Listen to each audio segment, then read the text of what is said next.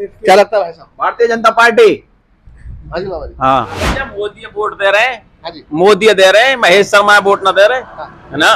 कतई मिलिट्री लगाई गई है, धारा 370 को हटाया गया, उसमें संशोधन किया गया है।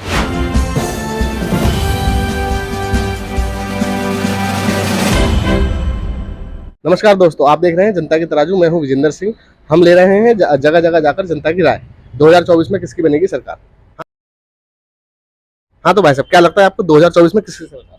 ये बीजेपी बनेगी जी। बीजेपी की। जी। क्या लगता है बाबा, बीजेपी की सरकार किसकी? हम तो बीजेपी की धनी शुरू थे जी। अच्छा अच्छा। हाँ जी, पहले कांग्रेस। क्या लगता है भाई साहब? भारतीय जनता पार्टी। हाँ जी बाबा जी। हाँ, बीजेपी। तो भाई साहब, ऐसे आपके क्षेत्र में बीजेपी के क्या क्या कार्य रहे हैं जिससे जनता खुश होकर उनको वोट करेगी? देखो जी, मोदी वोट दे रहे हैं। हाँ जी। मोदी दे रहे हैं, महेश शर्मा वोट न दे रहे, है ना। कतई भी ना। चलिए, तो मोदी जी के ऐसे क्या क्या कार्य रहे हैं जिनसे जनता मोदी खुश जी होकर? बतेरे कर रहे हैं, बताओ। खाद की लाइन लगेगी, सिलेंडर पे लाइन लगेगी, जी। और बतेरे हैं क्या नाम है 370 हटाई जो कोई ना हटा सके हो, राम मंदिर कोई ना बनवा सके हो वहाँ अयोध्या में। और बताओ, और कितने काम गिनाओ, सड़क कितने रास्ता कितने बढ़िया आज की डेट में, कितने रास्ते सड़क बन रही है। कहीं ना कहीं काम चलते ही रहे। फिर देश मजबूत करो, सेना की आज स्थिति देख लो, कोई भी देश, पड़ोसी देश भी हमारे वहाँ पे वो कर ना सके, कर सके कोई भी देश नहीं, तो आप ही बताएंगे सर, मैं नहीं कर सकता। अच्छा, मेरे 2-3 सवाल हैं सर, जैसे कि आपने जो जवाब मुझे दिए हैं। जैसे यूरिया की आपने बात करी, तो आज से अगर हम 20 साल पहले जाएं तो 51 किलो का यूरिया का कट्टा हुआ करता था, भाई सबको पता होगा। 50 किलो का वो ग्रॉस वेट लगा के 51 किलो हो गया होगा, लेकिन आज के टाइम में जो ग्रॉस वेट है कट्टे समेत 45 किलो का है। आपने बात करी, हाँ मतलब वही 45 किलो का है, तो मतलब सीधे सीधे इसमें 15 किलो, कितना किलो? 45 किलो, 140 ग्राम। हाँ, 45 किलो उसमें कटौती करी गई है। आपने बताया 370 के क्या फायदे रहे हैं वहां के? यहाँ के तो छोड़ दीजिए, हमारा एक देश है। पहले सर मेरा सवाल, एक देश। सर मेरा सवाल पूरा हो जाए। हाँ, 370 के वहां क्या फायदे रहे? यहाँ की तो छोड़ दीजिए, यहाँ कोई फायदा है? वहां जहां से 370 हटी है वहां से क्या फायदे हुए हैं? दूसरा, आपने बताया सीमा की सुरक्षा, मतलब हमारे जो बॉर्डर है वो सुरक्षित है। अगर हमारे बॉर्डर सुरक्षित होते तो सीमा हैदर जैसी महिला, खुद एक महिला 4 बच्चों के साथ, वो बॉर्डर क्रॉस कैसे करके आ सकती? मतलब कांग्रेस की। जी बताइए। नहीं सर, देखिए मैं सवाल पूछ रहा हूँ, मैं सर देखिए, मेरा काम सवाल पूछना है, मैं किसी पार्टी की तरफ से नहीं हूँ। अगर आप मुझे कांग्रेस के काम गिनवाते तो हो सकता है कि मैं आपसे कांग्रेस के ऊपर भी सवाल पूछता। दूसरी बात आपने कही सड़क, ये सड़क जो है वो किसकी सरकार में बनी थी और कितने साल इस सड़क को हो चुके हैं? क्या क्या कितनी योजनाएं चल रही हैं, क्या इस हाईवे क्या इस सड़क को, क्या इस सड़क को, हाँ जी बताइए, कौन जवाब देगा? हाँ बाबा बताइए। कोई ऐसी नहीं कि जैसे मोदी जी ने वो लड़का जो गिरा था वहाँ जगह, हेलीकॉप्टर जो पायलट गिरा, पहली बात तो वो बुलाया था सर्जिकल स्टाइल में। हाँ, मैं बताता रहूंगा। मैं अभी 8-7 साल पहले की बात है, तो एक लड़की और एक उसकी घरवाली गई थी पंजाब से, उसके मिलने को भी तड़प गई थी वो, और इन्होंने मिलने नहीं दिया था पाकिस्तान वालों ने। सरबजीत की बात कर रहे हैं? सरबजीत की, हाँ आपको ध्यान होगा। अगर मोदी जी होते तो उसकी भी उसकी डेडी बॉडी आई बेचारे की, फिर नहीं, हाँ हाँ, फिर पंजाब वालों ने ये जवाब दिया कि उसके खत्म होती तुरंत दूसरी डेड बॉडी उसी दिन बना दी चंडीगढ़ जेल में। नहीं, मैंने जो बात करी, पहले यूरिया का कट्टा, पहले यूरिया का कट्टा 50 किलो का था, आज 45 किलो का है। धारा 370 हटने से हमें क्या फायदा हुआ? जो चौड़ीकरण की आप हमारा एक तिरंगा हो गया पूरे देश में। जी बताइए।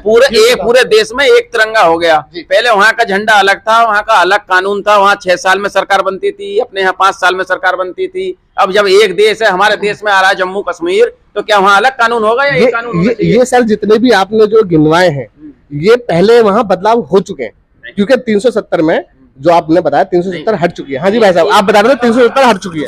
हाँ जी, 370 में पहले तो सबसे जो मेन मुद्दा था, यहाँ के जो उद्योगपति हैं, वो उद्योगपति वहाँ पे जाके जमीन नहीं खरीद सकते थे।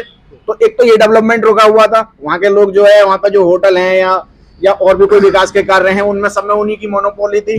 अब यहाँ के उद्योगपति वहाँ पे पहुंच गए हैं, तो वो जो क्या नाम है, वहाँ पे प्रोग्रेस बढ़ी है। दूसरी चीज, हमारी सेना पे वहाँ अटैक होते थे, पत्थर मार रहे हैं, आतंकवादी जो घटनाएं थी वो कितनी ज्यादा थी। 370 हटने के बाद में ऐसी कोई घटना हुई वहाँ पे? आज तक कोई घटना नहीं हुई है। तो इन चीजों का हमें वहाँ पे बहुत बड़ा बेनिफिट मिला है। जैसे कि आपने मुझे बताया वहाँ एक देश एक झंडा हो चुका है? वहाँ जो औद्योगिक है, हमारे यहाँ के जो बिजनेसमैन है वहाँ जाके अपना बिजनेस कर सकते हैं। आपने जोशीमठ का केस सुना था सर? जोशीमठ नहीं, मैंने नहीं सुना। जोशीमठ में सर वहाँ भी जैसा कश्मीर में वहाँ का माहौल है और ऐसा ही माहौल, मतलब वातावरण जो है ऐसा ही माहौल जोशीमठ का है जी। जोशीमठ में औद्योगिकरण होने के बाद में वहाँ काफी सारी आपदाएं, बाढ़ और पहाड़ों का खिसकना, ये सारी चीजें हुई हैं। तो क्या चाहते हैं कश्मीर में भी ऐसा कुछ हो जाए? नहीं, वो तो एक प्राकृतिक आपदा है, ठीक है। नहीं, वहाँ पे अगर डेवलपमेंट बढ़ेगा, अगर ऐसा कुछ क्या क्या मैं वहाँ पे करते हैं मान लो, तो वो तो देखो प्राकृतिक आपदाएं वो तो जब होनी है जब होंगी ही। नहीं सर देखिए, अगर प्राकृतिक आपदाएं हैं तो इसका मतलब, अगर इसका मतलब देखिए अब आप अगर इस नहीं, इस सवाल को आप अगर कहना चाह रहे हैं तो इसकी वजह से, देखो इस सड़क की वजह से भी हमें निकलने में दिक्कत होती है यहाँ से, ठीक है। नहीं तो क्या इस सड़क को हम बंद कर दें? लेकिन इसकी वजह से जो क्या नाम है, कितने लोगों को क्या क्या में मतलब रोजी रोटी मिल रही है, उनका व्यापार चल रहा है, ठीक है। नहीं तो ये एक डेवलपमेंट है, उस डेवलपमेंट को कैसे बंद कर दिया जा सकता है? भाई हमें और देशों के साथ भी क्या क्या में मिलके चलना है नहीं। अपनी जो है जो क्या नाम है इकोनॉमी बढ़ानी है, तो उसके लिए डेवलपमेंट तो रहेगा या नहीं रहेगा? जनसंख्या पहले से बढ़ रही है, तो आप कश्मीर में आप वहाँ पे आप सीधे सीधे कह रहे हैं सर वहां से 300, सर आप कह रहे हैं वहां से 370 हट चुकी है? जी बिल्कुल श्योर है आप इस बात पे? श्योर तो है ही जी, बाकी आप बताइए। अच्छा ये आपको खबर मिली कहाँ से कि वहां से 370 हट चुकी? आप ही के चैनल के द्वारा। नहीं सर, हमारे पास अगर जो खबर आई होगी तो हम लोगों ने नेताओं की खबर चलाई होंगी ना। जो नेता लोग ने मन से खड़े होकर बोला है, जो नेता लोगों ने मन से खड़े होकर बोला है कि हमने धारा 370 हटा दी है, तो हम तो वही खबर चलाएंगे ना। हाँ तो वो क्या मतलब वैसी हवा में थोड़ी बोल देंगे ये है? जब वो हुआ था तो न्यूज पर दिखाया गया था ना कि वहाँ पे जो क्या कहते हैं पूरी मिलिट्री लगाई गई है, धारा 370 को हटाया गया, उसमें संशोधन किया गया है। सिर्फ संशोधन हुआ है, हटी नहीं है। सिर्फ संसद धारा 370 के क्लॉज बी के अंदर ये संशोधन हुआ है कि हम वहां जाकर जमीन खरीद सकते हैं। हाँ, ये बात सही है। सिर्फ ये, बाकी बाबूजी ने जो बताया था कि वहां का झंडा हट गया है, ये सारे जो पहले जो संशोधन है पहले की सरकारों ने किए, ये पहले की सरकारों ने किया कि देश झंडा हो, एक झंडा हो। जो 6 साल का चुनाव था, वो 5 साल का जो कराया है वो पिछली सरकारों ने कराया है। अभी के दौरान जो बदलाव हुआ है वो सिर्फ जमीन खरीदने के लिए हुआ है। तो मान के चले अगर जो वहां जो ऊंचे ऊंचे पहाड़ हैं, अगर उनकी खुदाई चालू हो जाए तो उन पहाड़ों का क्या होगा? भाई वो तो गिरेंगे ही, अगर पहाड़ों की अगर खुदाई चालू होती है तो वो तो गिरेंगे ही। हमारे संविधान में एक अनुच्छेद है जिसको हम कहते हैं शेड्यूल 6 शेड्यूल। उस 6 शेड्यूल के अंदर क्या होता है कि जितने भी हमारे जो विशेष जो जनजातीय, जितने भी हमारे यहाँ जनजातीय जो प्रणाली है, उनके कल्चर, उनकी जो संस्कृति है, उनके साथ छेड़छाड़ ना हो, और उनके जो वातावरण, उनके जो जंगल हैं जहां वो आदिवासी के तौर पर रहते हैं, उनके साथ छेड़छाड़ ना हो। तो मान के चलें अगर ये 6 शेड्यूल ही ना रहे हिंदुस्तान में, तो हमारे काफी सारे मंदिर ऐसे हैं जो काफी ऊंची ऊंची चोटियों पर हैं, और जो वो पूरे जो अगर उनकी हम बेस की बात करें तो पूरे वो पहाड़ से जुड़े हुए हैं। अगर उन पहाड़ों के नीचे जाके खुदाई हो जाए तो उन मंदिरों का क्या होगा?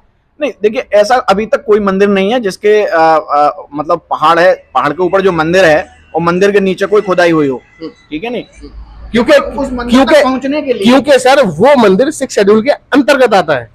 आप उस मंदिर के पहाड़ के नीचे खुदाई नहीं कर सकते हैं। लेकिन अभी सरकार ने धारा 370 हटाने के, मतलब धारा 370 हटी नहीं है, उसमें संशोधन करके किसी भी पहाड़ के नीचे आप खुदाई कर सकते हैं, ठीक है। लेकिन 6 शेड्यूल ये कहता है कि आप किसी भी संस्कृति के साथ छेड़छाड़ नहीं कर सकते। सही बात है, आप छेड़छाड़ नहीं कर सकते, लेकिन मंदिर तक पहुंचने के लिए जितने भी पर्यटन हैं या जितने भी श्रद्धालु हैं वो जाएंगे। पहले जाने के लिए उनको कितना टाइम लगता था, ठीक है जी।